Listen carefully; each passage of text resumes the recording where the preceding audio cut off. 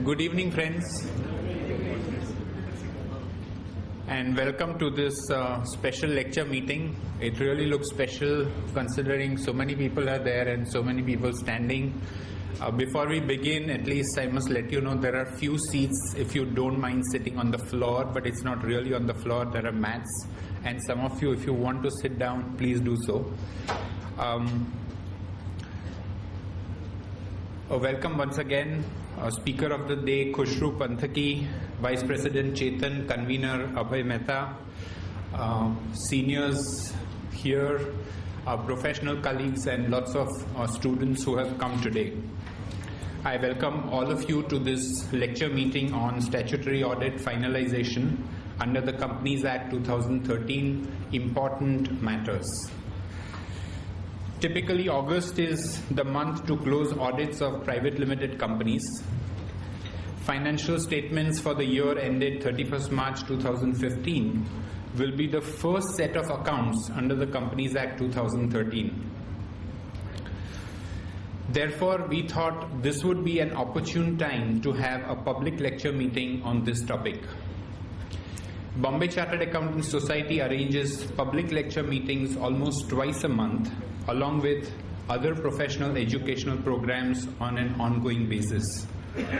This last Friday and Saturday, we arranged an intensive workshop on internal financial controls, and we are starting a series of interactive study circles on Ind AS and implementation issues in this month. The Society also endeavors to bring about just and effective laws. Just today we submitted a representation on certain items in the Companies Act 2013 that we believe need reconsideration from the government. They include matters relating to Section 185, 186, rotation of auditors, holding securities by relatives of auditors, and so on. Today, as far as the public accounting practice is concerned, specifically in the area of statutory auditing, the regulatory environment is as dynamic as the business environment. Statutory audit practice by chartered accountants has dimensions that are vast, complex, and intricately interwoven. When we look at last 10-15 years, and those of you who have been in practice would agree with me that the difference between what we used to do then and what we are required to do now is exponentially different. The number of accounting standards are at their peak, but they are static for quite some time. The potentiality of legal non-compliance impacting financial statements is very high today. Each year, the auditor's report requirements have been expanding. We have seen several guidance notes coming in and even withdrawn shortly after they were released. Now that the submissions to the regulators are online, there is a rise in activity on the part of the ROC in several cases about disclosure requirements. I am aware of detailed notices coming from the ROC asking very detailed questions and more information and seeking responses not only from the companies but also from the auditors. The standards on auditing are now part of the Companies Act and therefore have legal force. And there are more than 1,000 pages of that material which an auditor is supposed to know and certify that he has complied with. And here, there are no carve-outs. There are no SMC, non-SMC considerations which are very objective and clear. Peer reviews are more stringent today. Add to that the reviews by the Quality Review Board. Under the Companies Act 2013, there are additional secretarial aspects to be looked at. You now have the secretarial standards that need to be considered. Since the businesses and commerce are becoming more and more complex, the regulations governing them are bound to be going in that same direction. Add to that the certain aspects that where the law is quite difficult to interpret, where the law is often unclear or unharmonious with certain other matters. Say in the case of accounting and audit of liaison offices, there are issues such as accrual or audit reporting or disclosure regarding KMPs or the format of the financial statements. Therefore, the considerations that apply to audit are quite complex and require great amount of dexterity and competence on the part of the auditor. Further to that, there are increasing expectations from the auditors, legally and otherwise. I have come across a situation where an auditor received a notice from a rural police station with respect to a fraud unearthed years after the audit was over. And the auditor was called for under an act where he had no option but to appear at that police station somewhere rural area and give a statement in writing, giving reasons why his statutory audit did not uncover that fraud which was committed, 10 years before when he was the auditor at that time. In short, there is increasing focus on auditors and audit. We also have new elements in the standalone audit report format which are overarching and subjective. For example, we are asked to report upon the observation on or comments of auditors on financial transactions or matters which have adverse effect on the functioning of the company, or material foreseeable losses or impact of pending litigation. With so many facets of auditor's responsibility under the Companies Act 2013, it makes our task more daunting and onerous than ever before. Now I know what you all must be thinking. Thank you for telling us all this. We knew a lot of this and that's why we are here, but we do not have enough time to go through all of this together. And that's why a lot of us are here today, and I have maybe in last 10-15 years I haven't seen such a packed hall, and I'm glad that there's so much interest, and we have a great speaker to talk to us about all of this at length. And I must tell you that the lecture may be a little longer and it may last up until 7:45, but we will cover all aspects of this particular topic. So it's my great pleasure to introduce to you Mr. Khushroo Panthaky, who is our speaker today.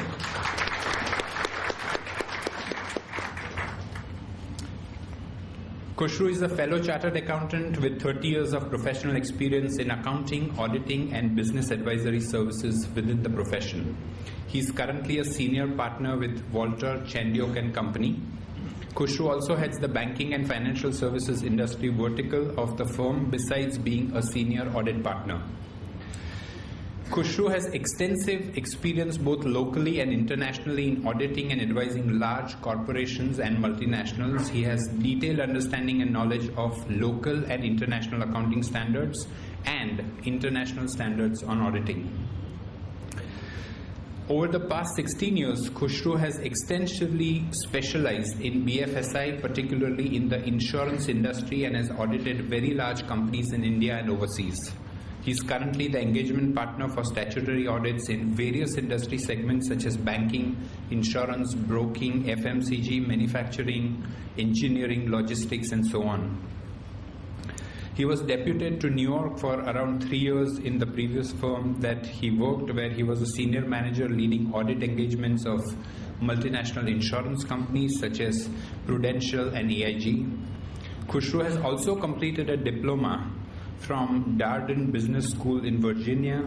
He graduated from the Sydenham College just around the corner here, and he has presented several technical papers in India, Singapore, Hong Kong, UK and the USA. Khushroo is a visiting faculty at the National Insurance Academy in Pune and is also invited by other management institutes, and he is very active with the Institute of Chartered Accountants of India. He has contributed to its central and regional committees relating to insurance and risk management, internal audit, corporate governance, auditing and assurance standards board, accounting standards board, and so on. He is also a technical reviewer of the FRRB, the Financial Reporting Review Board. From the Harvard Business School, Khushroo has completed an advanced program on managing and transforming professional services firm. So that's a brilliant CV, and I'm really delighted to welcome Khushroo amidst all of us. But before we welcome him, I would request Chetan, our Vice President, to present a memento as a mark of our appreciation and regard. Khushroo, over to you.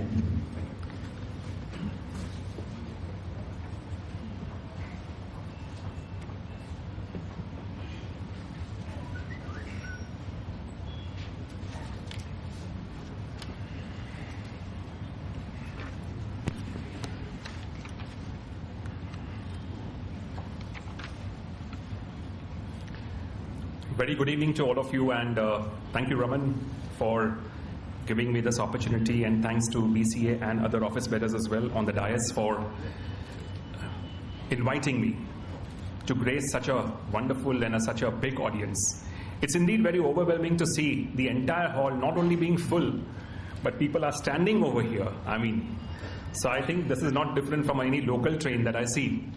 But at least here there is something that you would be interested in, and our sincere apologies for the fact that it's been such an overwhelming response. And yes, I will try and make it as brief, as precise, as relevant, as focused, and I will ensure that we are done by 7:45. So a lot of people are going to lose weight over here since they're going to be standing for the next 75 minutes or so. Friends, it's indeed a pleasure whenever I address the fraternity, whether it is in Bombay or outside Bombay. For the next couple of days as well, I'm traveling just to address the fraternity, because I personally believe that knowledge can be only gained significantly by sharing.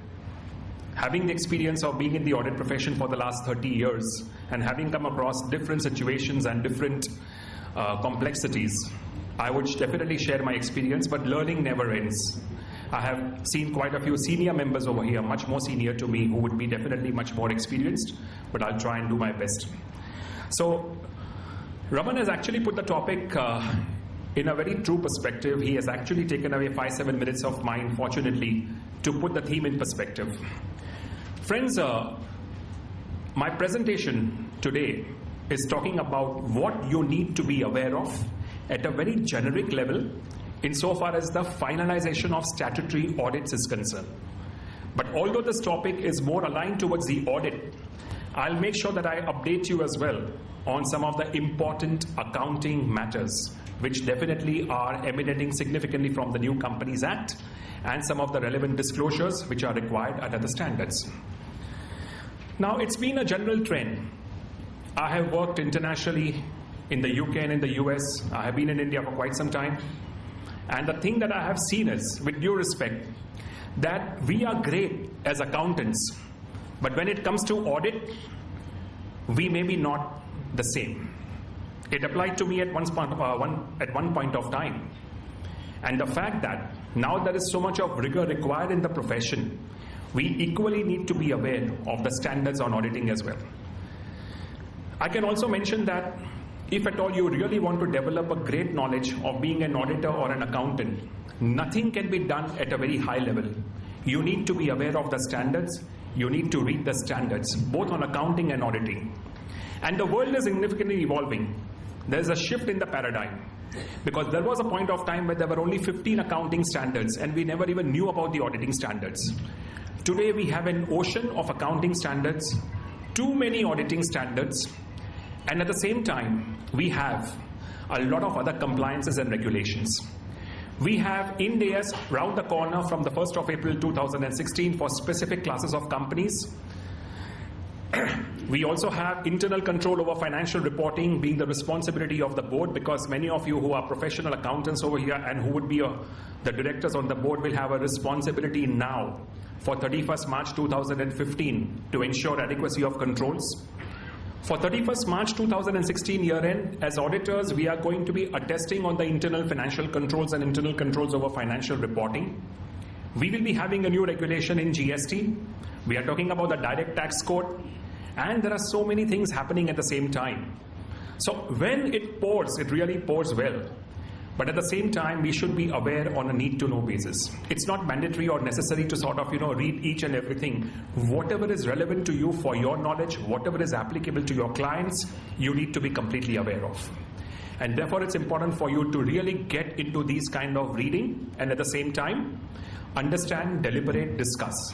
Why am I sharing with you all? Because even today, including me, we all get very, very busy in our day-to-day life, including travel, including work, including personal life. But if at all we are going to be missing out on the professional reading, then I think it's dangerous. Just like a doctor who may not be aware of the best medicine in place and he may not be able to diagnose the problem. Similarly over here, if we do not advise or if we do not do an effective audit at the client, we are putting the client at risk, we are putting ourselves at risk and the profession as well. As you are aware, there are two new bodies which are actually going to be coming out under the Companies Act. One is the National Company Law Tribunal, which is going to be regulating the affairs of the companies and is going to be the regulator and is going to really address most of the problems. At the same time, parallelly, there is going to be a National Financial Reporting Authority, the NFRA, who is going to be the watchdog of the auditors. It is very similar to Public Companies Accounting Oversight Board, the body in the United States, which only will regulate auditors of companies which are listed companies.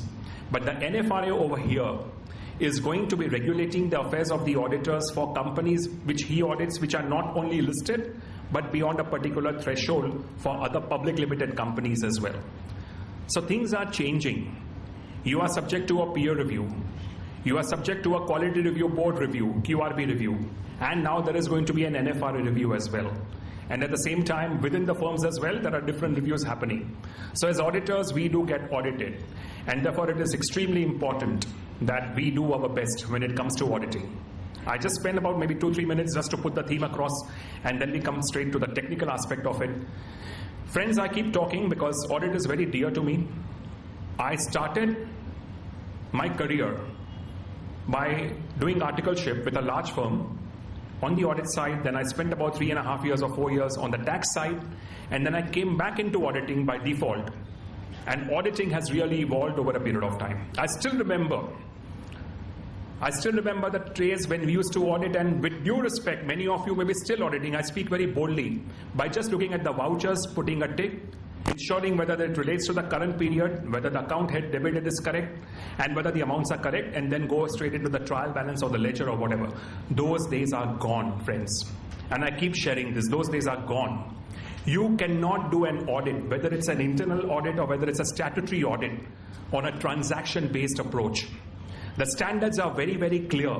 And the auditing standards are very clear that you need to follow a risk-based approach. Somebody may be thinking over here, this guy's talking nuts. No, friends.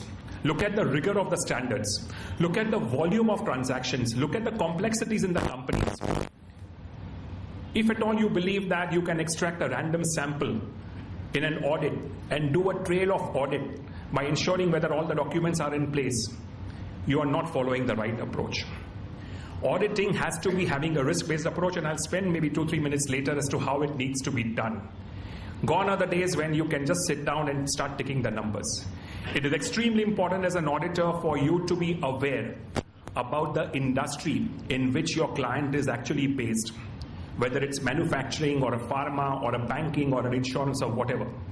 Then it's important for you to understand the business of that company, because you are not auditing the numbers, you're also auditing the business of the company. The numbers are being carved out or they are emanating out of the business of the company. It's ultimately financial reporting of the business enterprise. The third thing that you should be aware is, what are the key processes or what are the key controls under each process? Then you need to deep dive and look at the adequacy of the controls, adequacy of the design, operating effectiveness of the controls. And that is how you will be then devising your audit procedures. The moment you see that there are higher risks in a particular control environment where the control is failing, you need to deep dive and carry out substantive audit procedures. And the moment you feel that based upon the audit practice and the audit knowledge and the experience that you have on a particular client, the risks are not too many and things are fine, you can reduce your substantive approach. That's exactly how it needs to be audited. Besides taking into consideration some of the reporting requirements and some of the compliances that you need to follow. We are all facing a huge challenging time. Companies are competing with each other, and that you would see it on a daily basis. We as auditors are facing great difficulties because there is a lot of pressure to sign off on a particular day because there is an audit committee and a board meeting on a particular day. The corporates don't check with the auditors about their availability, about whether the information will be made available to them or whether they will be in a position to complete the audit. They will only check the convenience of the board of directors and they will schedule the meeting. Knowingly or not deliberately as well. Sometimes it could be a deliberate attempt. I can speak from my experience of 30 years. Information will flow to you only one night before. Critical information will flow to you only one night before or 2 nights before. And they will expect the partner to clear overnight. That's the risk that we are carrying on the audit. Why am I sharing this with you? Times have gone where you could be in the clutches of your client and say that, sorry, I will do everything for you. But times are going to be difficult because if you will not do a good job, the regulator is going to be chasing you and nailing you down for the fact that, yes, if at all you could not complete the audit, did you have the courage to escalate this to the audit committee, to the board? If you have really not finished it, where is the question of the auditor signing off on the financial statements? So this is something that I can keep talking about, but I just thought that I'll put this particular theme in perspective, that if you want to be in the audit profession, then you need to take care of 3 or 4 things. One is the knowledge of the standards and the knowledge of other regulations. The second being, you should be having a competent team, having the specific knowledge of the industry and the client to go and do the audit. The third thing is, the fees that you ask for the audit should be commensurate with the efforts that you undertake, because without getting a good fee, you will neither be able to get good staff, nor you will be able to make investment in technology and the tools that you will be required to deploy on the audit. So these are the 3 critical factors that you need to take into consideration.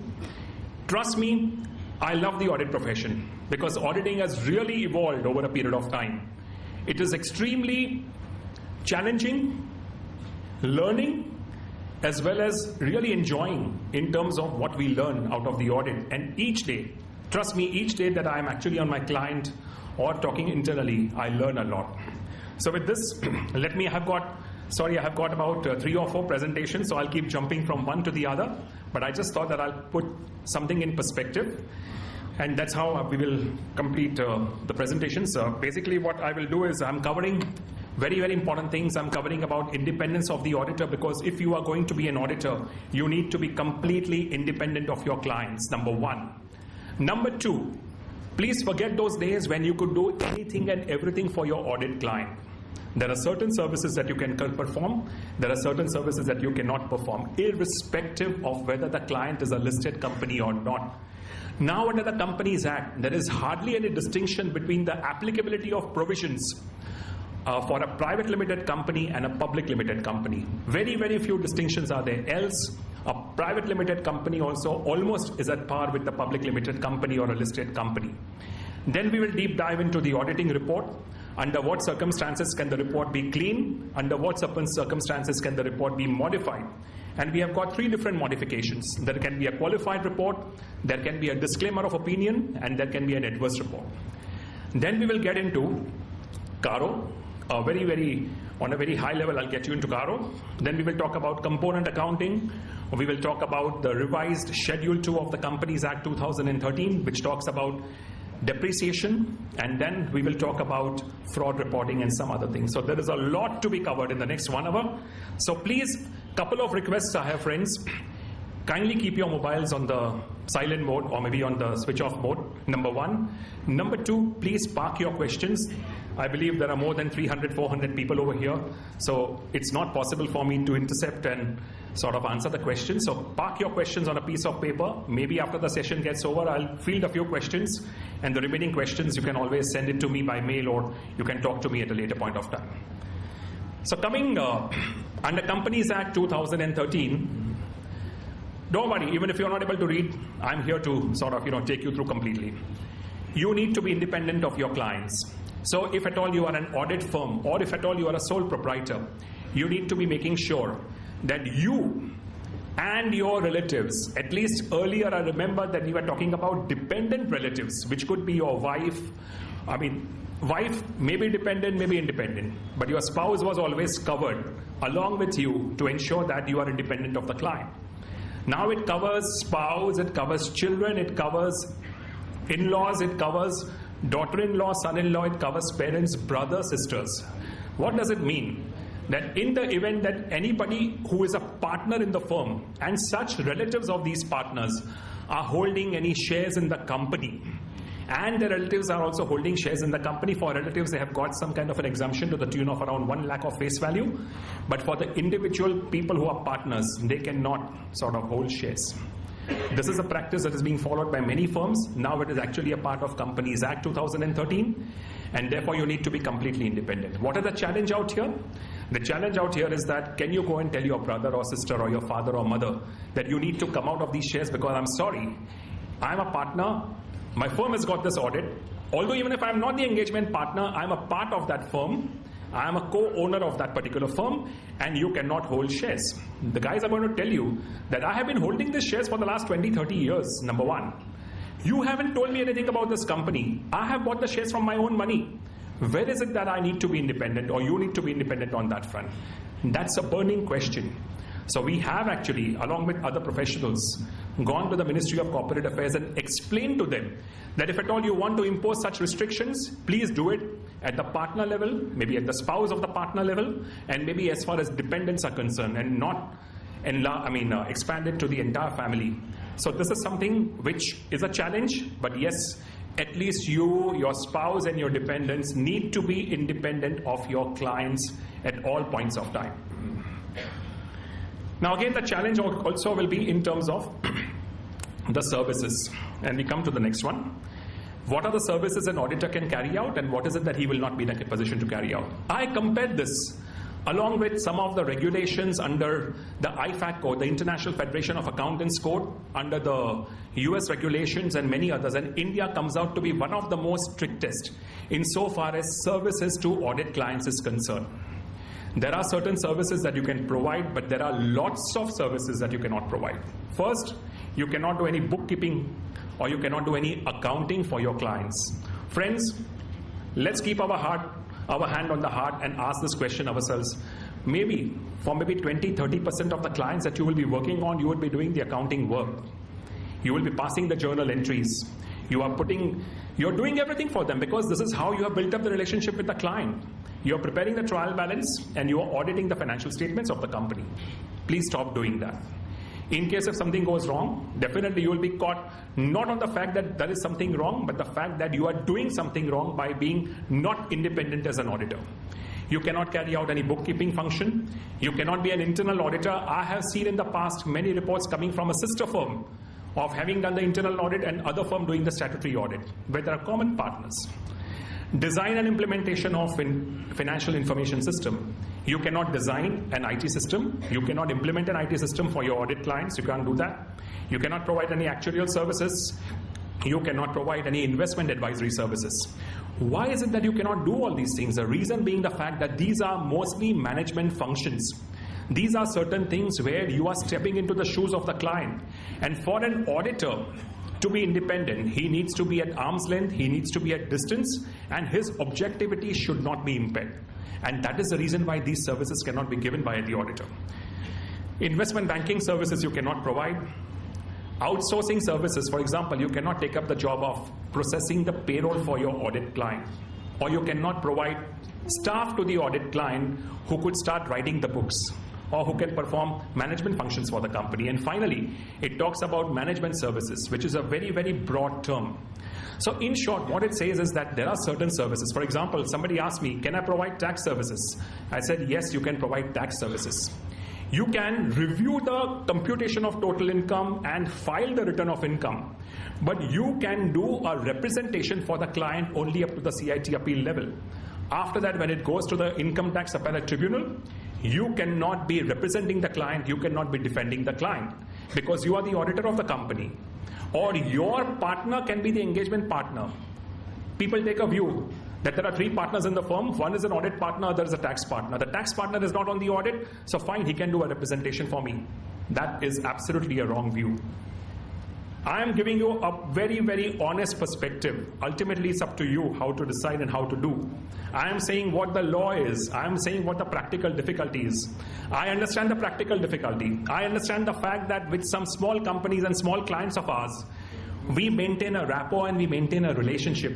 And that relationship definitely builds by winning the confidence and the trust of the client. You may not be doing anything wrong, but the law does not permit you to carry out such services. And therefore, even tax representations beyond the CITRP level is not being allowed. And finally, let me say that in case, of course, we are already on 31st March 15. Currently, you cannot sign off any engagement letter of any other service other than audit. In case, if at all, any other service is being given, where there are audit committees, you need to ensure that the board and the audit committee, at least the audit committee, will approve the non-audit service before you get into any execution mode. Where there is no audit committee, at least the board should be approving the non-audit services.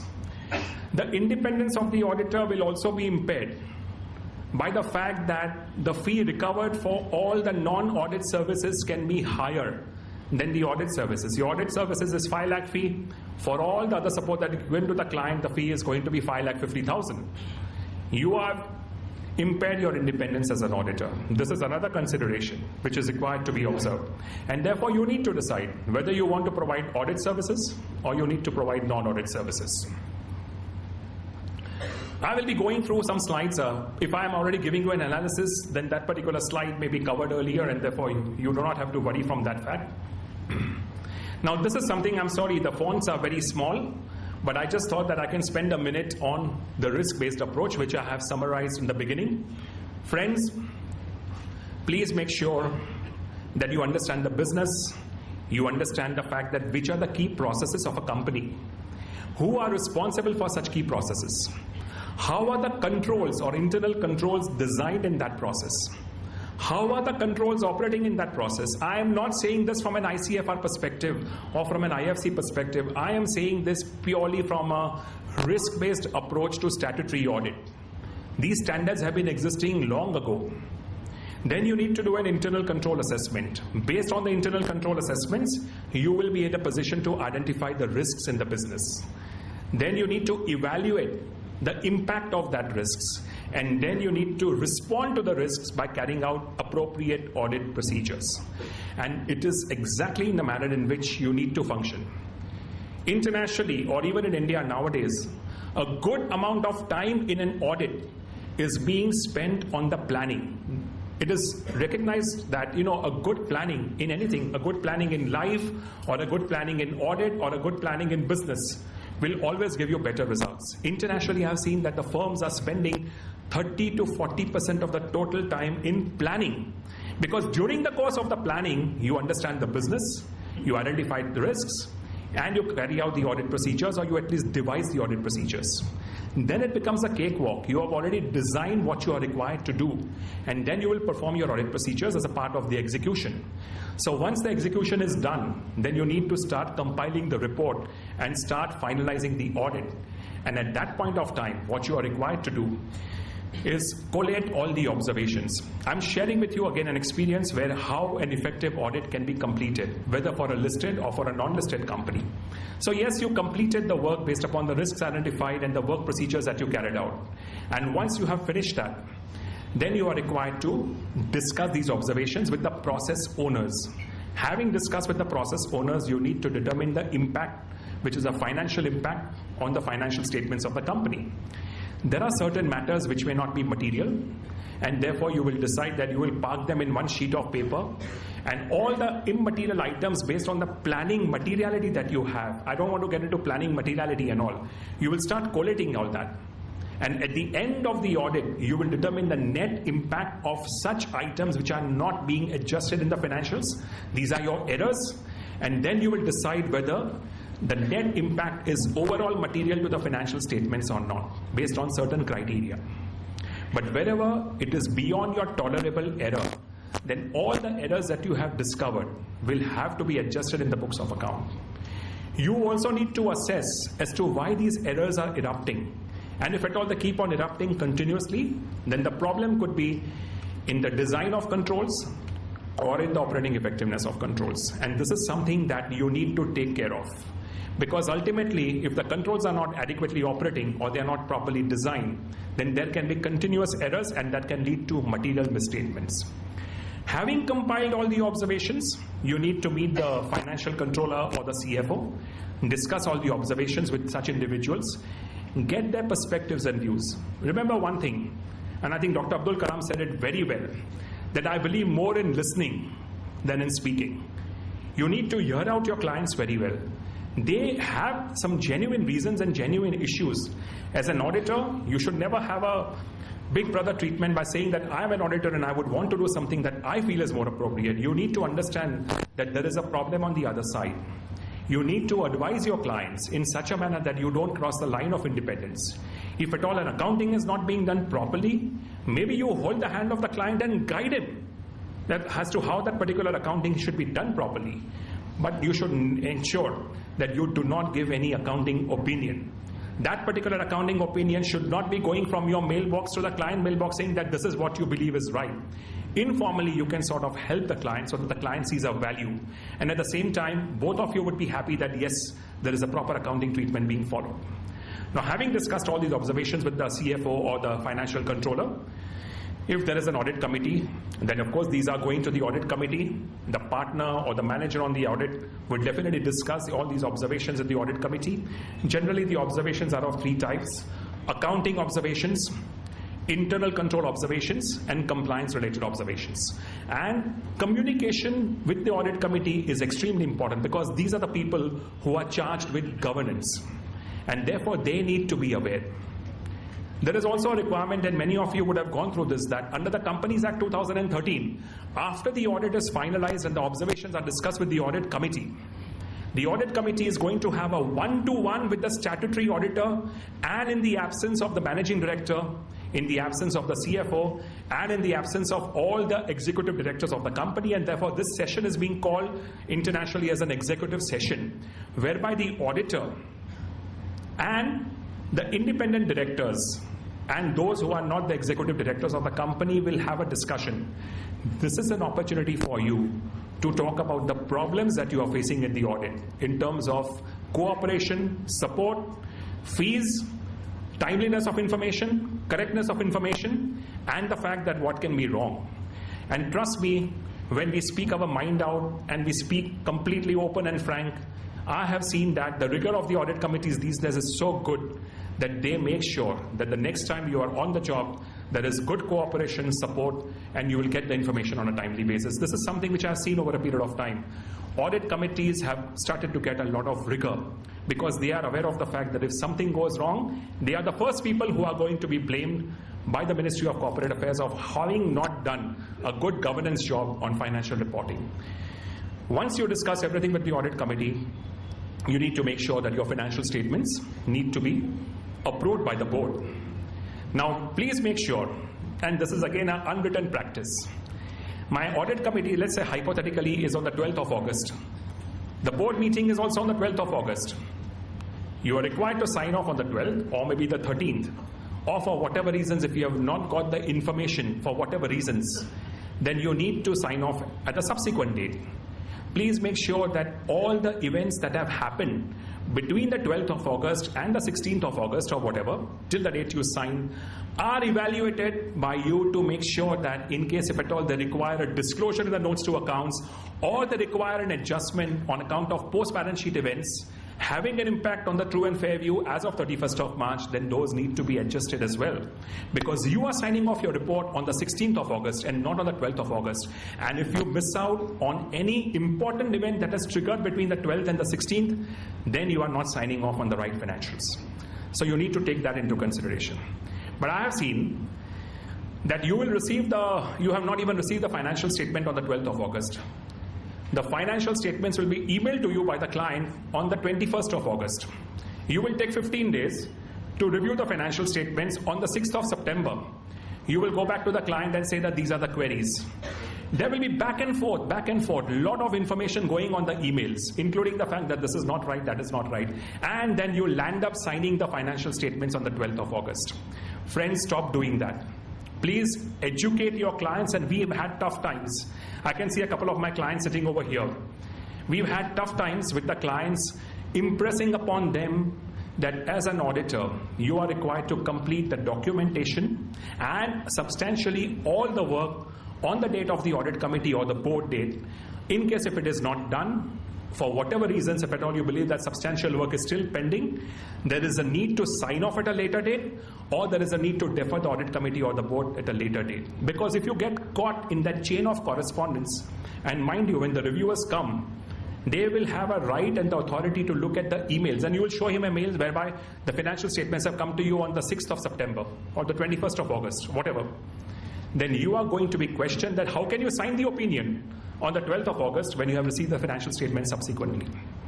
I am not trying to follow the practices which are followed internationally by being in an environment which is a Ram Rajya. I'm not talking about Ram Rajya, I'm talking about the factual things which we all are facing. I'm here to share with you the experience and to give you a heads up that we are going to be, and we are already into a very stringent regulatory requirement and a regulatory environment. And gone are the days when you could take up the audit very, very, very lightly. You cannot take up audit very lightly, and therefore you need to make sure that things get completed at the right time. So this is basically the risk-based approach, is how you are going to be finalizing the audit. Now quickly, I will just take, and I'm going to be touching upon only some of the important matters, because each topic that I'm talking can be for 2 hours or so. So I'm going to be touching upon only some of the important matters. On consolidation, friends, as you are aware, even for a private limited company now, because earlier I remember that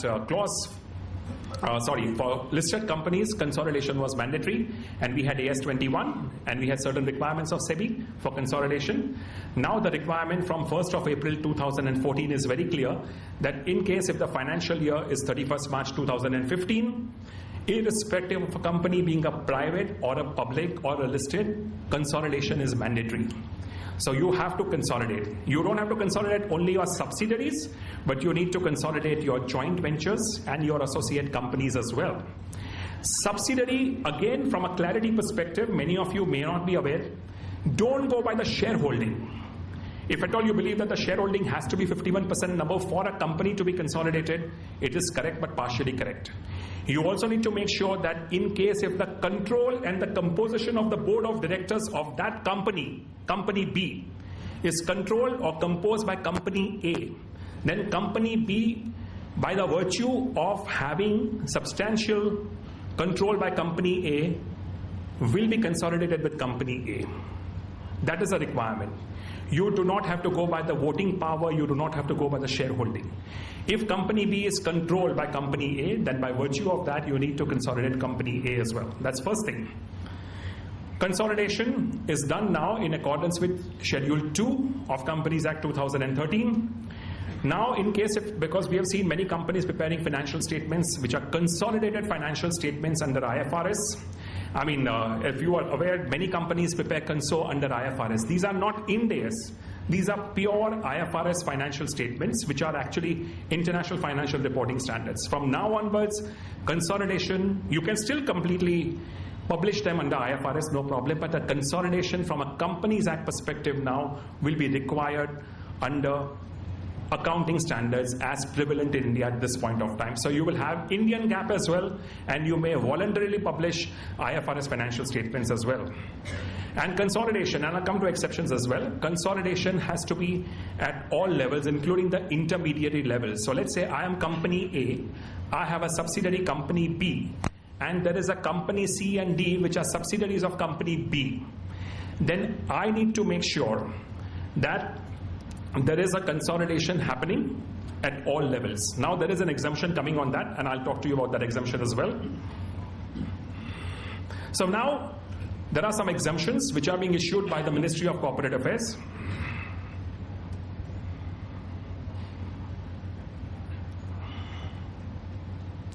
And this is a good exemption that they have come up. So now they are saying that if at all you have company A as a holding company, company B as a subsidiary, and then company C and D being subsidiaries of company B, and company A is the immediate parent of company B, and that company A is also in India, so you need not do a consolidation at the level of company B. In case, if company A would have been abroad, or if at all there is a holding company abroad, and there is an intermediary company in India, and that intermediary company has subsidiaries down the line, then yes, you will be required to do a consolidation at company B level. But in case if the parent is in India, then you are not required to do the consolidation at that particular level. Other exemption that came up very well was in relation to, and this is the exemption which was there for only, what I'm coming to is an exemption only prevalent for 31st March 2015. For 31st March 2016, this exemption is not there. And what is this exemption? That in the event that there is a company which does not have any subsidiary, but only has a joint venture or an associate, then you need not do the consolidation for 31st March 15. You can do the consolidation for next year, which is 31st March 2016. So you have an exemption only for 1 year.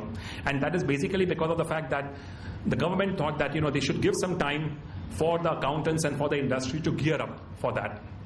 And in the event that you are an unlisted company and you also have foreign subsidiaries, then in that case, for 31st March 2015, the unlisted company will not be required to do consolidation.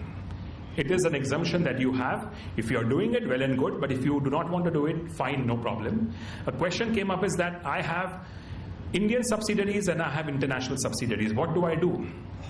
No problem, even if at all you have Indian subsidiaries, but the fact that you may be having just one international subsidiary, you are still exempt from doing the consolidation for 31st March 2015.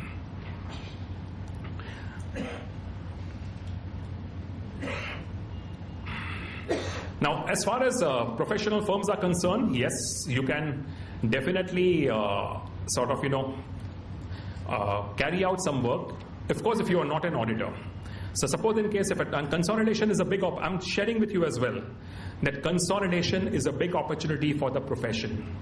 Because a lot of Indian companies and a lot of private Indian companies as well have subsidiaries and associates and joint ventures and international operations. Where you are not an auditor, please go completely overboard and help your clients. You can do the consolidation requirements for the group. You need to make sure that when you are doing the consolidation, the accounting policies for the purposes of consolidation have to be consistent with the accounting policies of the parent company. You can actually prepare a tool, or you can use a tool to make sure that you can do a proper effective consolidation by eliminating intercompany balances and showing them how they can consolidate for the purposes of the audit. You can also give them tax advice. In fact, a lot of opportunities have come to accountants now because many companies have got too many international companies. So there is an opportunity for you to review the structure of the entire group per se, from an accounting, from a consolidation, and from a tax perspective, and even from a regulatory perspective, as to whether you need so many companies in the group or you can eliminate a few things. So this is another opportunity that you have to see the impact of that. And of course, training and knowledge transfer, because ultimately the clients are going to be educating themselves. So you need to train the clients and you need to transfer the knowledge. So maybe a couple of years down the line, they can start doing this work. So this is an immense opportunity for you for the purposes of consolidation where you are not the auditor. But where you are the auditor, please make sure that you stay away from all this kind of jobs. Coming to CSR, I'm not going to be spending too much time because I want to spend a good amount of time on the audit report. CSR is a very good initiative under the Companies Act. There are specific matters that are specifically discussed and clarified under the Companies Act on CSR. CSR has to be for the community at large and not just for the employees of the company. So at the time of doing the audit, when you are finalizing the audit for 31st March 2015, please make sure that where is this expenditure being incurred? Is it incurred only towards building a school or building a hospital for the employees? Or is it for the purposes of the society at large? Is there an appropriate board resolution? Is there a check being done on the kind of institutions that the companies are incorporating or the companies are funding? Are those institutions being notified under the government rules as an institution eligible for CSR?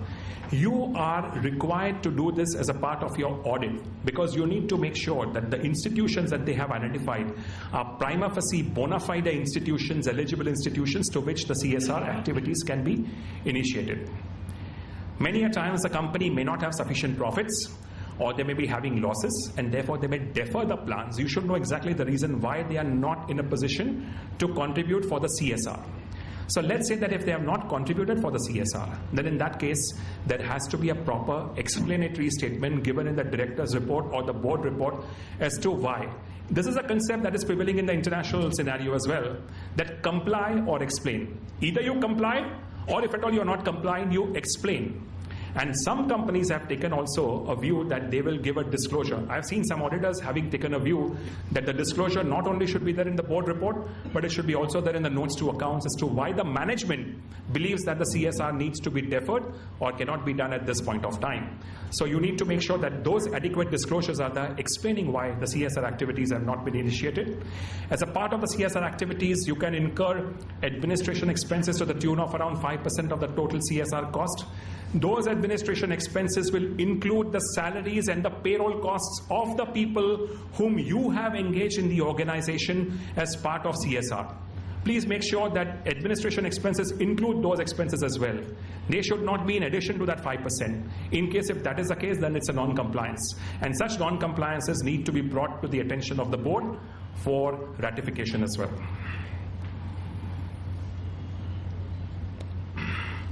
Coming to the next one, and that is not so much relevant for you at this point of time, I'm talking about Ind AS.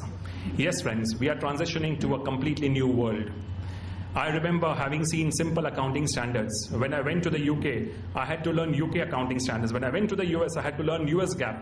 I was there for about 3.5 years, and it was completely a different ballgame. And now, we all are learning Ind AS, so we are going back into the examination mode. Many of us who have been in the profession for a long time, we are going back into the reading mode, because these are, although not very different from accounting standards in India, but have specific disclosure requirements which are much more elaborative, which are much more exhaustive, and have given a lot of freedom to the organizations to decide on the accounting policy.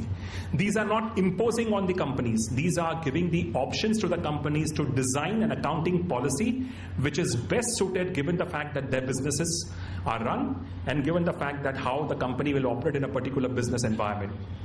Ind AS is very much aligned to the international financial reporting standards. Unfortunately, India did not decide to adopt IFRS the way it was. They decided to converge. Many companies have decided to converge, and therefore this is going to be the blend between the Indian standards and the IFRS. Of course, the name is very peculiar, Ind AS, so we call it as Ind AS only. If I am talking about Indian GAAP, I am talking about the accounting standards prevailing at this point of time, or I say generally accepted accounting principles in India. So Ind AS is a different ball game. You need to study, and of course you need to really be careful, because you should not be missing out on any disclosures. Giving the roadmap, I'll just touch upon that. This is going to be applicable from the 1st of April 2016 for companies which have a net worth of more than 500 crore, irrespective of whether those companies are listed or not listed. So more than 500 crore of net worth, and that net worth as of 31st March 2014 for the company. That's how the applicability is. Now, if you are having first financial year as 16-17, then automatically you are required to have comparative period for 31st March 2016, which means that you will be going back to 1st of April 2015 and restate the opening balances on the 1st of April 2015. So you need to go back to your clients and you need to tell them very clearly that yes, there is a need to start the process at this point of time. Ind AS for listed companies with more than 500 crore net worth, the conversion exercise will begin from the 1st of April 2015. I am aware, having gone to so many audit committees and the boards, with due respect, I'm sure some of you would be independent directors all over here, people are taking it very lightly. People have not even understood the impact of the Ind AS on their profits and the net worth. And the first point I make is that have they done some kind of a critical assessment of what their net worth would be and what their profits would be under Ind AS? So at least encourage the kickoff of the procedures of doing a reconciliation between the current Indian GAAP and the Ind AS insofar as the net worth is concerned and insofar as the profits are concerned. And then you need to really be sure, you need to compile an exhaustive checklist of what the additional disclosures, what different disclosures would be coming under Ind AS, which you need to report and sign off as of 31st March 2016. Trust me, friends, clients are going to find it difficult unless the clients are very, very large multinational conglomerates or very, very highly reputed Indian companies. And they will have a process whereby they have started and they have done something, but at least I can say for maybe 80 to 90% of the clients that we all are going through are not in a position to even understand the impact. And this is what I encourage you, if you are an auditor of the company, to tell them that this is what they need to be prepared, because ultimately you will be auditing the financial statements which are prepared under Ind AS, and therefore this is a mandatory requirement. Companies with a net worth of less than 500 crore but more than 250 crore, their official date of commencement is 1st April 2017, and therefore they need to have comparatives for 31st March 2017, which will be aligned to 31st March 2018, and therefore the opening balance sheet date there will be April 2016. Most of the companies will be falling under that particular category. However, micro, small, medium enterprises will be having a different roadmap. So companies which are going to be having a net worth of less than 250 crore, which are not listed, because all other listed companies will have to comply from the 1st of April 2017. But other companies which are having a net worth of less than 250 crore will be having a different roadmap. There is a discussion going on at this point of time that whether there will be a same set of Ind AS or there will be a different set of Ind AS. My personal view will be that as far as recognition and measurement is concerned, there is not going to be a compromise. Accounting principles will remain the same whether for a small enterprise or a medium enterprise or a large enterprise. The differentiating factor out there will be the disclosures. Just as you have got specific disclosures for listed companies and for non-listed companies, same thing over here will be the case. So in future, definitely the rigor in accounting will be there, but maybe from a disclosure perspective, SMEs and MSMEs will be having a less stringent disclosure requirement as far as insofar as Ind AS is concerned. I'll just spend a little time on internal financial controls, maybe a minute only. Again, this is not mandatory. Friends, this is very much similar to internal controls over financial reporting, which is being done under the United States. Post-Enron, Sarbanes-Oxley came into existence. And the Public Companies Accounting Oversight Board, which is a regulator in the US for the listed companies, ensured that companies which are listed companies in the United States, their auditors, besides giving a true and fair view on the balance sheet and on the result of operations, will be signing off on the internal controls over financial reporting, whether those controls are operating effectively, whether they are properly designed. Similar requirement is there in India, unfortunately being applicable to private limited companies as well. So over here, for 31st March 2016, you will be having an additional responsibility as an auditor to attest the internal financial controls and internal controls over financial reporting. These are two different animals. Please do not take these terms as synonymous. They are two different things. IFC is way beyond internal controls over financial reporting. One of the board members of a listed company was arguing with me some time back, saying that they are a listed company, they are complying with clause 49 framework. So what is the need of doing IFC? I said, sir, are you completely complying? We are not signing off on the corporate governance certificate there. I said, what are you complying? You are actually doing a tick or putting a tick in the tick box. And your CFO very nicely puts a nice document in front of the board of directors saying that all the controls are reviewed, all the designs are reviewed, they are operating effectively, and he's giving a certificate. That certificate is approved by the CEO, it's placed before the audit committee. I said, show me the documentation. Show me the documentation of the work done either by the internal auditors of the company or by your own process owners to demonstrate whether they have covered the risk management framework as required under COSO. He had no answer. He did not even know. When he asked the CFO, he said, yeah, he has got a lot of things and he will show. Ultimately, in the next audit committee, it was realized that this was just being done as a tick box exercise because of the fact that they need to comply with the clause 49.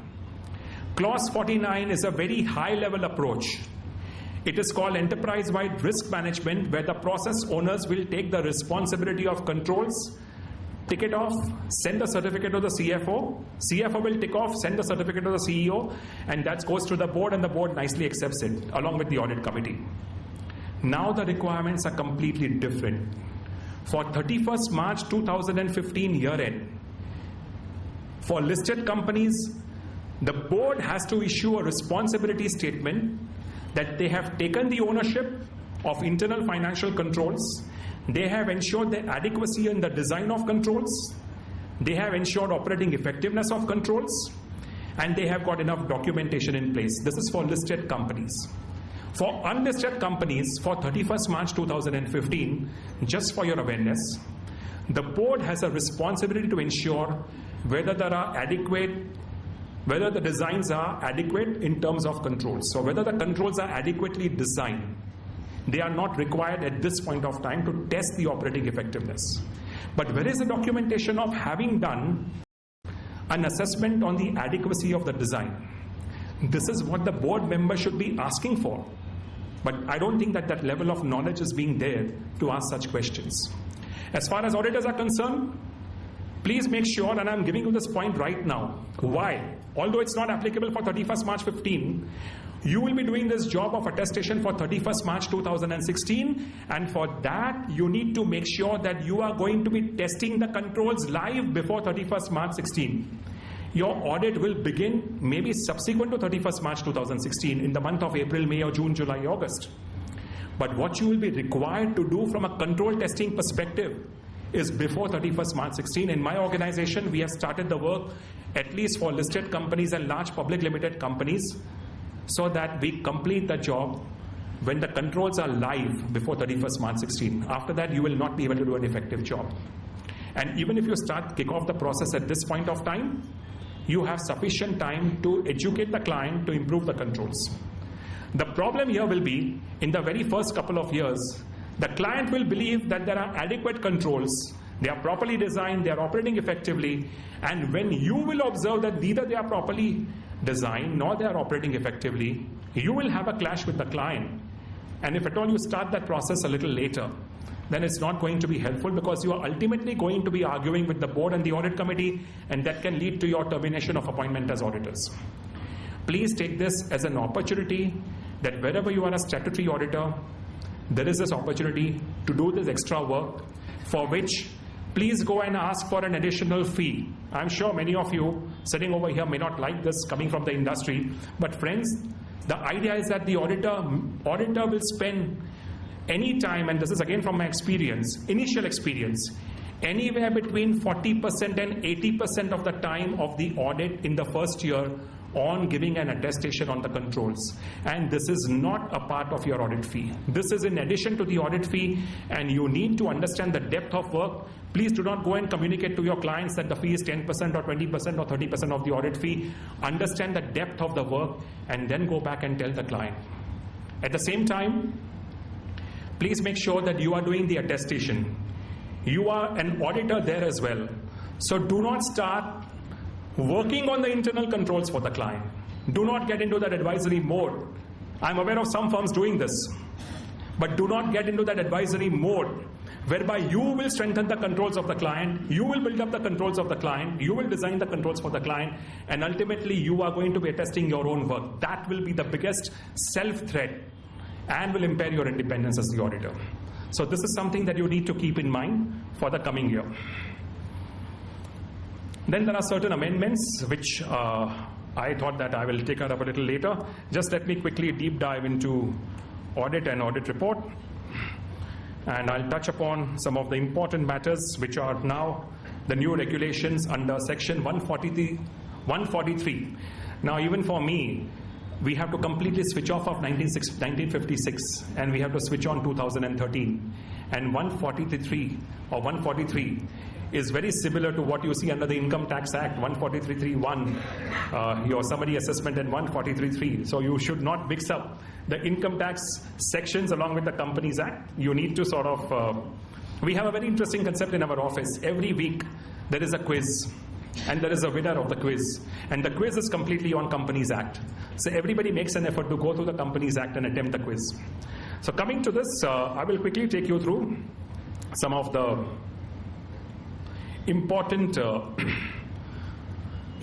provisions, and this is in relation to the audit report. This is not a new concept, but I thought that it's important to refresh your knowledge on the audit report. An audit report is an opinion. An audit report is your document. There is a prescribed format of the audit report. Again, with due respect, I could see so many financial statements and auditor's report which are not even drafted properly. An audit report, you do not even have the scope to do what you want to do. It is a prescriptive language in the standard. Please follow that particular standard. And if at all you are signing as an individual or as a firm, then the reputation and the image of the firm is attached to the audit report. So at least pay a lot of attention to that front. There are three types of audit, SS 700. There's some entertaining music as well.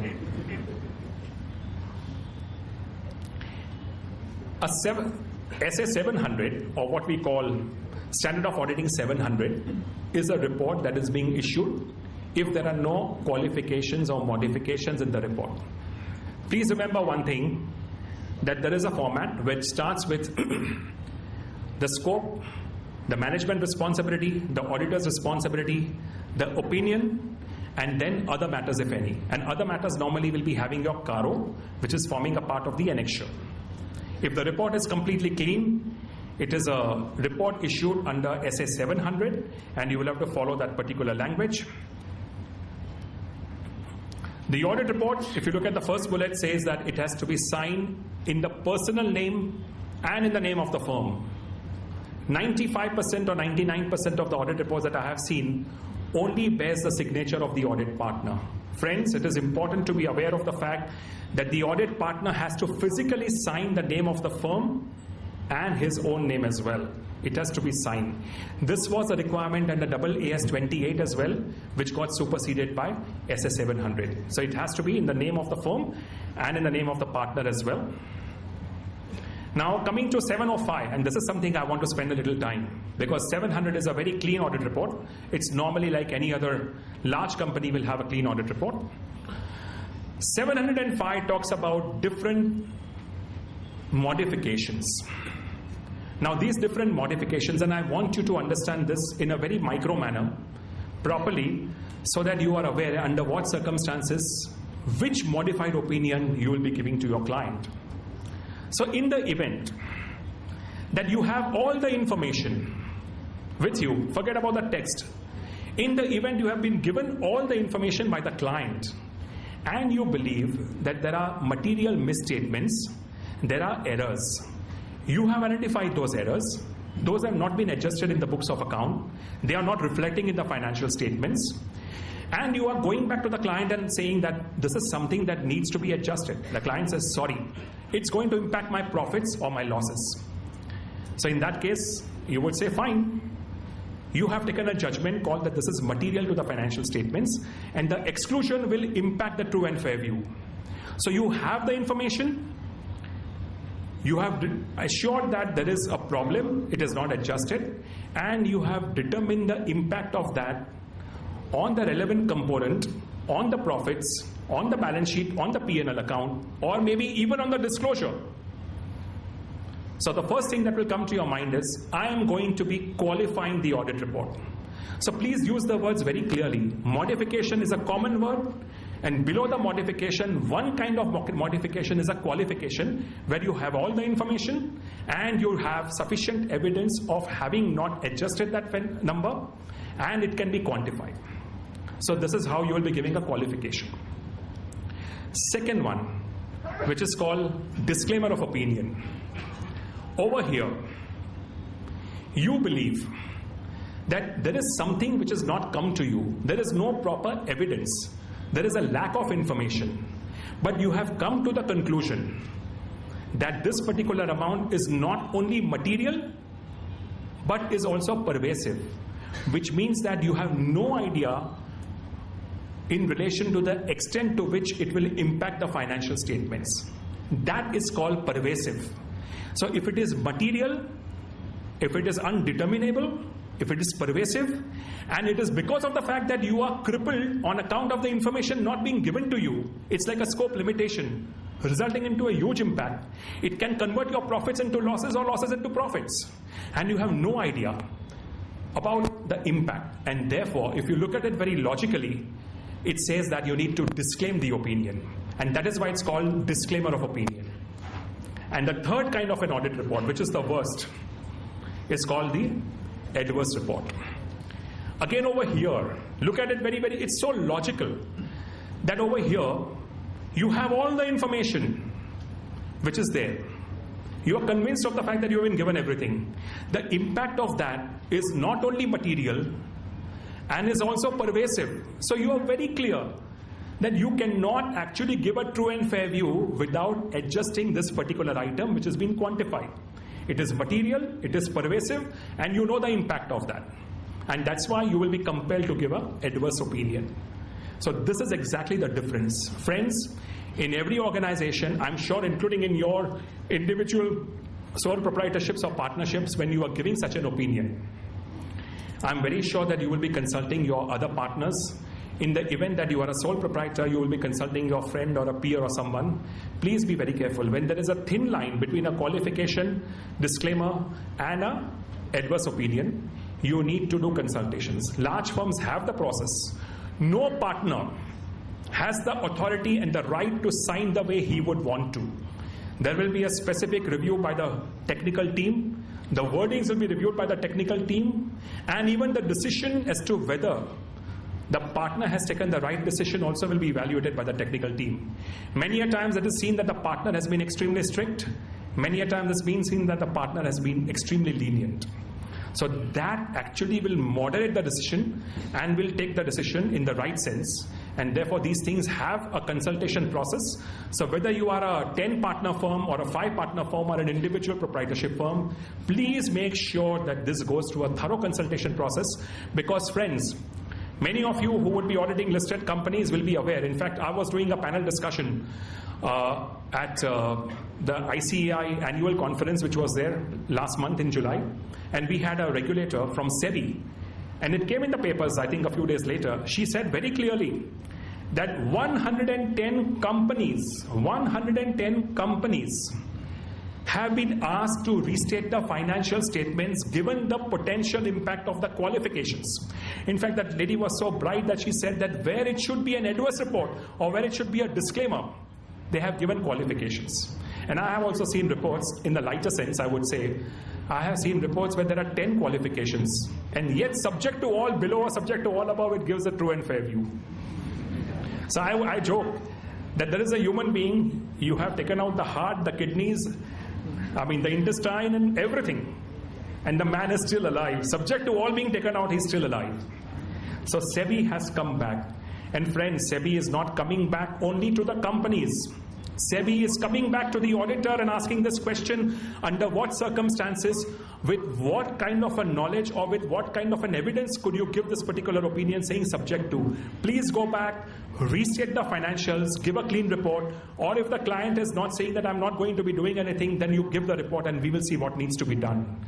So gone are the days when you can come under the pressure of your clients and give a clean report specifically on matters where it should not be a clean report. We have seen this in the past, and there will be a lot of deliberations where the clients are going to come back and say, no, I'm sorry, if you qualify my report or if you qualify your report, we will throw you out. It's better to say bye-bye rather than taking a risk on your own. It's not just you. We have learned this through a very bad example in India, whereby the image of the firm can be tarnished for whatever reason. Let's not have an instance where the image of the firm, the image of the partner can be tarnished on account of wrong reporting. Look at the impact that it will have globally, where in a large organization there is a significant miss out by the auditor. So please make sure that you understand the implications of every potential adjustment and give the report in the right perspective. So this is all about 705. I'm just coming to 706, which is basically emphasis of matter. I very well remember I may be 5 minutes late, so let's see. I'm doing fast.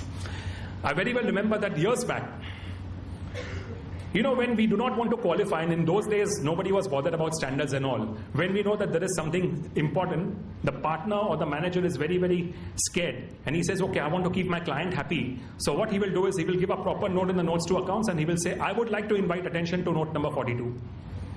I remember.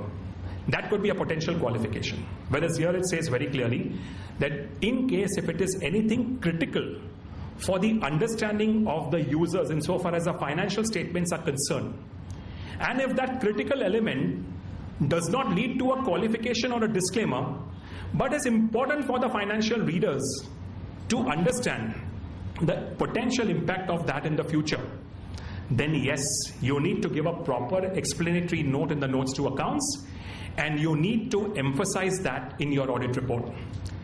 An emphasis of matter is something which will invite the attention of the reader on an important matter which is not a potential qualification or a potential disclaimer. Under what circumstances you need to have emphasis of matter is very clearly laid out under the standard.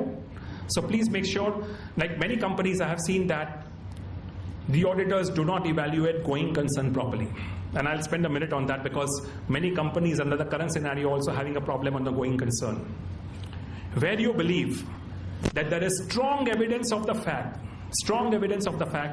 that the company will continue to be a going concern despite depleting net worth, where there is great support from the management in terms of representations and letters, and you are completely convinced, then you need not have any disclosures. Where you believe that the impact can be material and the management has not given adequate representations, and you decide whether you want to give a qualification or a disclaimer on your going concern. But generally what I have seen is, from a conservative perspective, even if the auditor is very happy with the mitigating information that he gets from the client for the company to continue as a going concern, he would still want to invite the attention in the audit report, and that's fair. I mean, that's the decision, that's the protocol, that's the final thought process of the partner, and he can take that call of giving an emphasis of matter. But if at all there is a smart audit committee chairman who knows all these standards very well, he is going to be challenging that. So under different circumstances, you will be giving specific emphasis of matter. Now I come to most important, and we have, if you look at this particular slide, and I'm sure many of you may not be able to read, but there is a new requirement under 143.3. Like 143.1 talks about the audit report. 143.3 talks about specific matters to be laid out in the audit report. Now there is 143.3F and H. These are the new requirements. What does it say? It says that if at all an auditor has any observation or a comment having an adverse effect on the functioning of the company, here the duties of the auditor to come back to the shareholders and make a report saying that this is a matter which has an adverse effect or an impact on the functioning of the company, and he will report that particular matter. Similarly over here, there is another requirement that in the event that there is any qualification or any remark on the maintenance of books of account, if these books of account are not properly maintained, you would see so many adjustments happening, then in that particular case, he needs to escalate this through the audit report under 143.3H, where he will give a comment, a negative comment or an adverse remark on the maintenance of books of account. So these are the new requirements applicable for 31st March 2015. So please make sure that you are completely aware. Friends, it's important for you as a matter of information that do not sign off on the audit report or the financial statements unless you have got the MD&A, unless you have got the board report, because a lot of information is coming from that.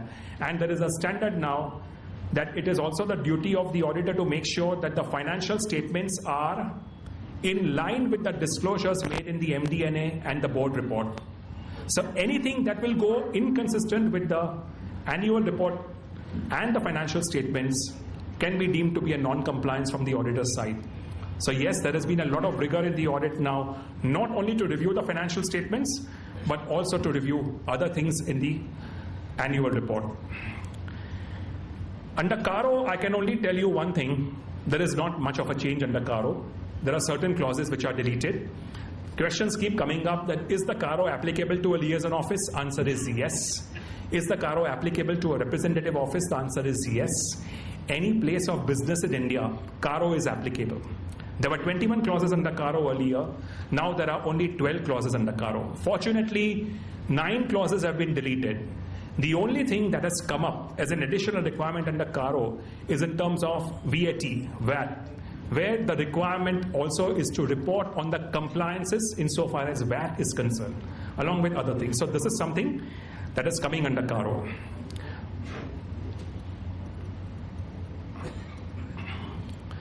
Just one more thing, and we have to get into fraud reporting as well. There are 3 specific things now, which I remember is coming as a part of the disclosure in the audit report, which was not the case earlier. One is about, is there any pending litigation against the company and the potential impact of that? You will be giving a disclosure in the contingent liabilities. When you talk about any pending litigation, friends, you should think about the term PPR. Probable, possible, remote. If you believe that the impact of this pending litigation probably will result into a loss to the company or an expenditure to the company, you need to take a call and make a provision for that. In case you believe that the impact is going to be only possible, it is possible or may not be possible, will depend upon the happening or the non-happening of a future event. And that exactly meets the definition of a contingent liability, and it will be shown as a contingent liability. And if you believe, and we see this coming from many government authorities, some frivolous notices, there will be a penalty of 400%, there will be an interest penalty of 200%, frivolous notices. If the possibility is remote, then it may not even require any disclosure. But that is a judgment call of the auditor. And that is the reason why earlier these things were being disclosed under the notes to accounts. Now the auditor will have to give a report under his main body of the audit report that he has actually reviewed the impact of the pending litigation and he's satisfied. Number 1. Number 2, again it is emanating from the standard that for any contract, including derivative contracts, if you believe that it is a long-term contract and there can be foreseeable losses, and if at all there are foreseeable losses, whether those losses are provided currently. It is very clear under accounting that you need to be conservative. So if you believe that there is a foreseeable loss on a long-term contract, including derivative contract, then those foreseeable losses need to be adjusted in the books of account. And you need to make a disclosure specifically on that. And the third is investor protection and relief fund. Whether there is 100% compliance there or no compliance. Earlier, all these things were coming under Caro. Now these things are coming as a part of your main disclosure in your 2-page audit report. Friends, it's only in India that you have a 5-page audit report. I thought that Caro will be completely gone from 2014 onwards. I was proven wrong. I was always wishing that Caro should go. In fact, there should be a lot of trust on the auditors to make sure that all the matters under Caro have been complied by the company. Or in case if at all there is a significant lack, then that should be coming out in the audit report. But government has still not believed that, and they continue with Caro. I personally feel Caro will go off maybe in a couple of years' time, and at least our audit report will now come down to only 2 pages, which is equally double than what the audit report internationally is, which is only 1 page. So let's wait till such time that Caro gets completely written off. Very quickly, I would come to fraud reporting just for a minute, friends, because I need to spend some time on depreciation and component accounting as well. If I'm coming on fraud reporting,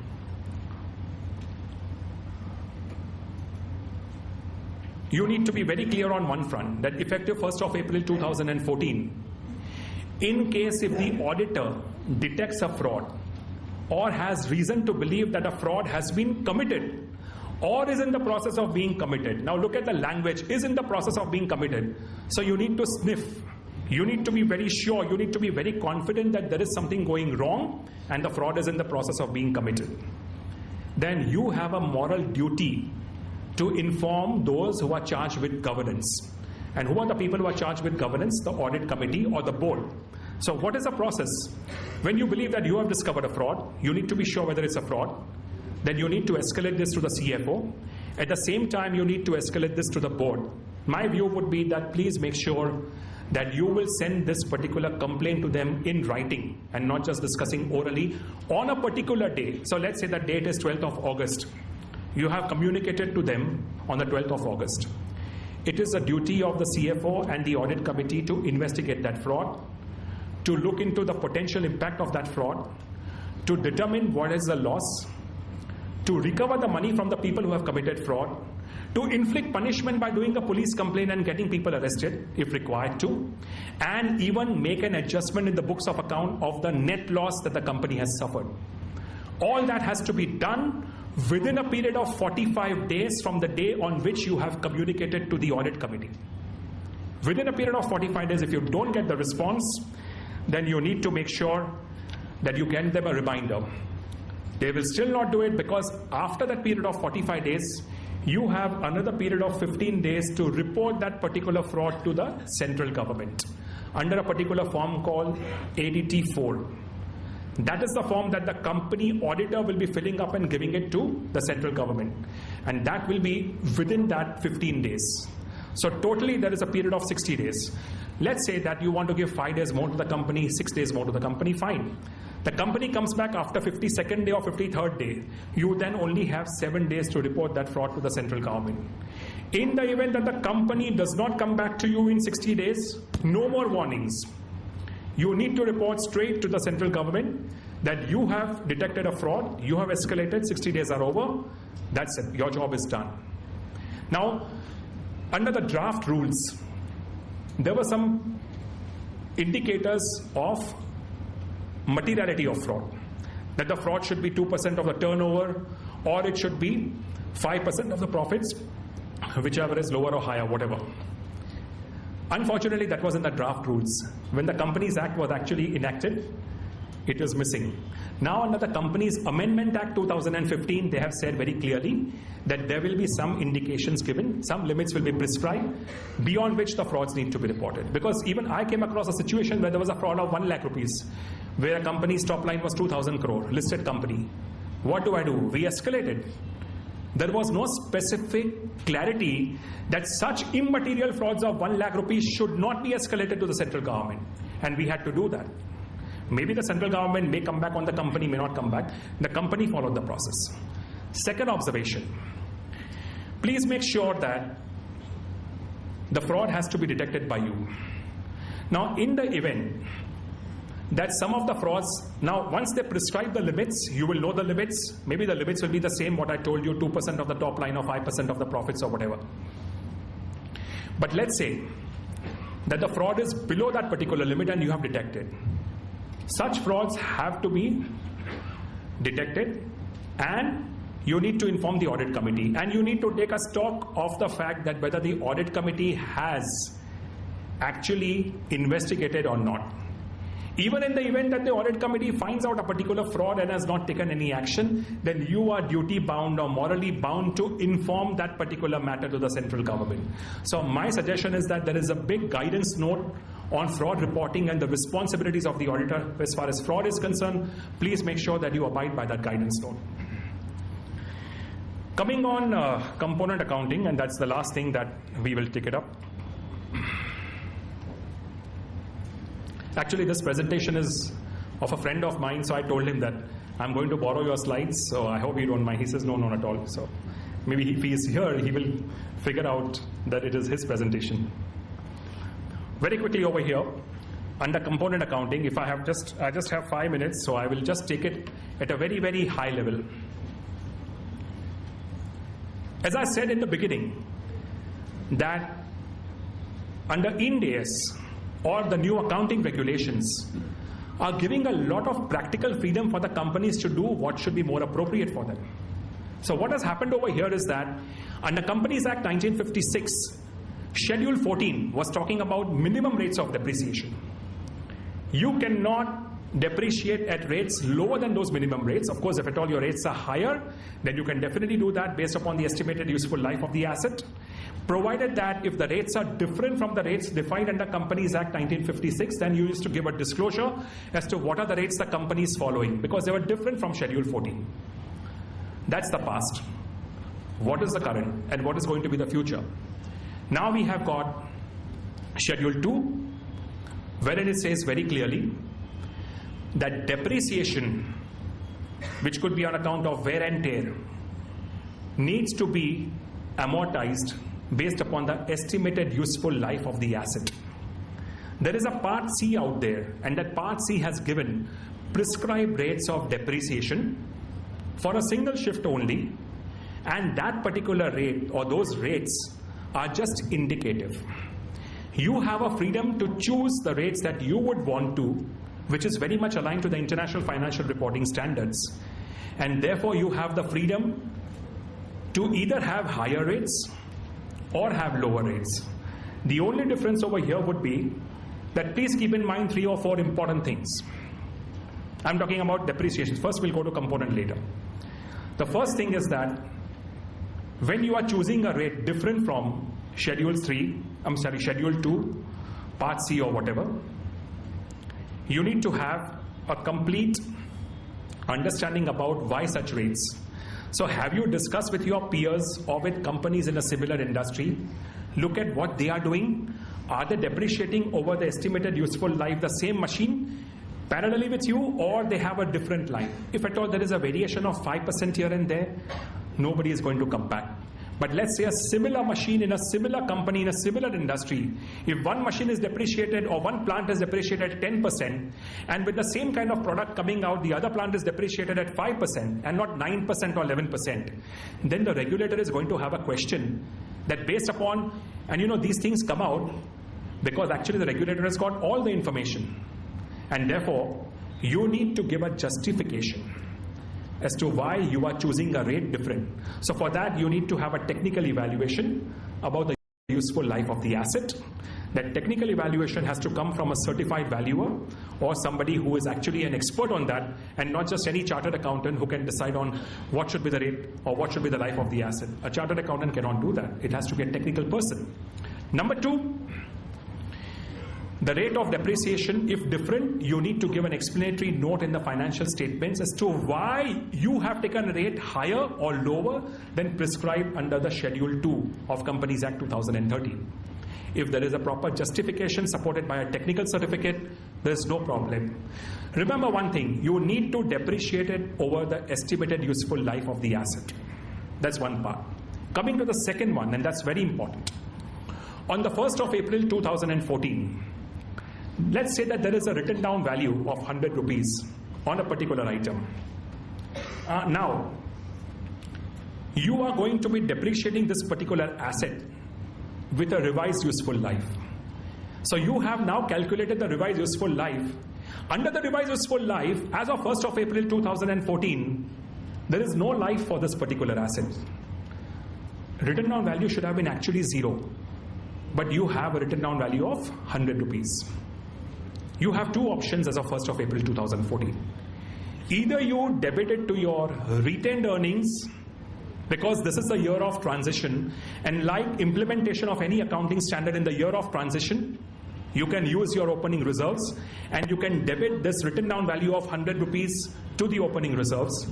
Or if at all you believe that you are very aggressive and very dynamic and you want to follow the best practices, then you can follow by debiting it to P&L account directly.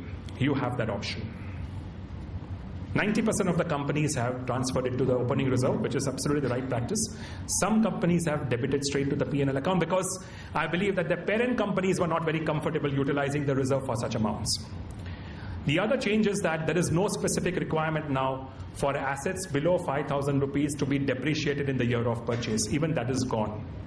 So look at it, the world is completely open in terms of depreciation. Now coming to the last point, component accounting. And of course, sorry, before we go into component accounting, just one more point. Let's say that under the earlier method, which is 1956 Schedule 14, as of 1st of April 2014, you have a written down value of 100 rupees and you could have depreciated over the next, let's say 10 years. Now you have re-estimated the useful life, and from your 1st of April 2014, under the revised life, it needs to be depreciated only over 3 years, because you believe that the life is shortened and therefore you need to accelerate the depreciation. So the written down value of 100 rupees will not be depreciated over 10 years, it will be depreciated over the residual 3 years. This is an important change under the Act, which says that you need to amortize over the residual life of the asset and not over the remaining useful life, as in the past. So this is another change. Finally, coming to the component accounting, friends, another great development, and that's what I appreciate, that the freedom is so much that in the event that you have a major plant or a major asset where you are in a position to identify, look at the wordings very clearly, where you are in a position to identify a particular cost for a particular component forming part of the asset, and at the same time you believe that the life of that particular component could be different from the rest of the components of the asset, please feel free to depreciate based upon the exact estimated useful life of that component. So you need to identify the cost. It can be possible, or at least you need to do a rational allocation of cost based upon some judgment and criteria. And therefore you now have an option to pick up that particular component and depreciate over the useful life.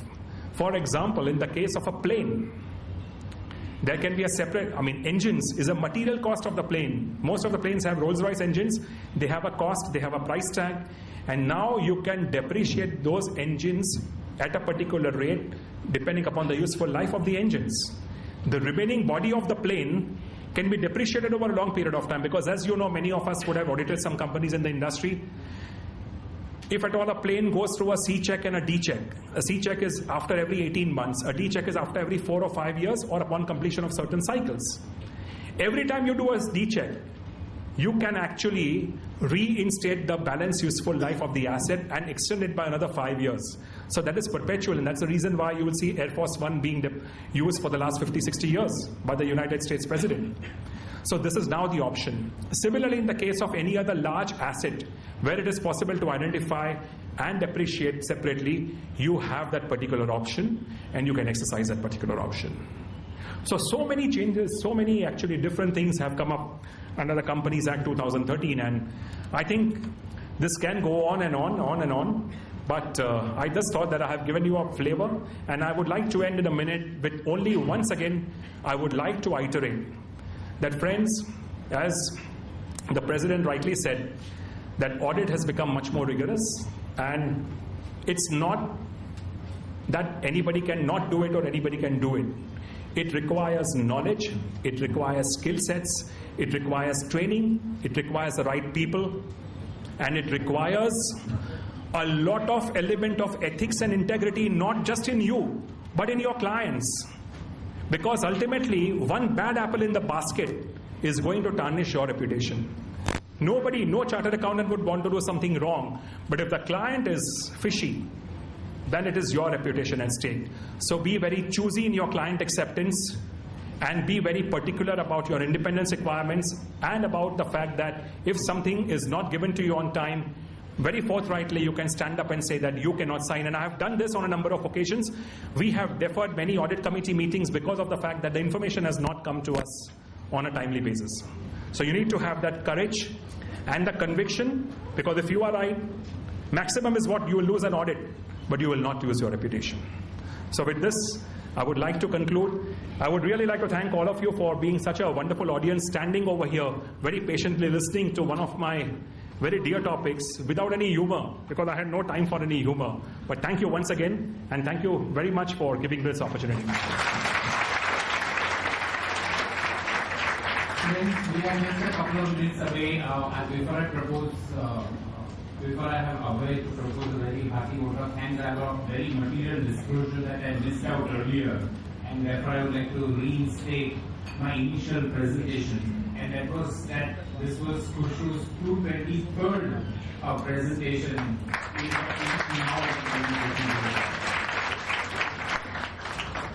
I think earlier when we all learned audit, we were told that, an auditor is a watchdog and not a bloodhound. I think now we are somewhere in between. It looks like auditor is more like a sniffer dog. Maybe that's the new nomenclature that will possibly come into our accounting reading. And this was a wonderful lecture. I thank all of you for being here, and I'm sorry that some of you had to stand. We didn't anticipate this would be the turnout, and request Abhay Mehta to propose a very hearty vote of thanks. President Raman, Vice President Chetan, seniors in the profession and friends. Before I perform this present task, only announcement for 3 lecture meetings which are scheduled from now till September.